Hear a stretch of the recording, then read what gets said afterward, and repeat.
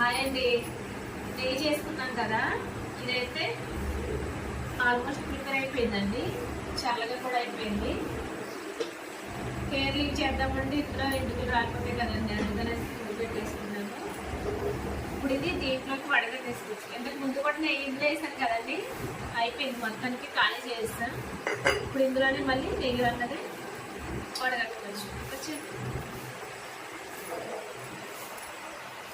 మొత్తం చూసారా తేలిపోయింది.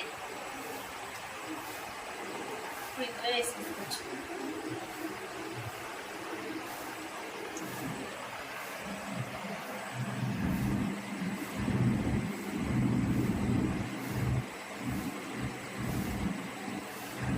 నా టార్గెట్ అండి నిండుగా తీయాలి నెయ్యి. నా టార్గెట్ అయితే అయిపోయింది. ఇంకా మిగిలింది కూడా, ఇంకా నెయ్యి కూడా మిగిలింది. దీన్ని వేరే దాంట్లోకి మళ్ళీ వడగడతాను. చూడండి, ఇదంతా ఫుల్గా అయిపోయింది నెయ్యి.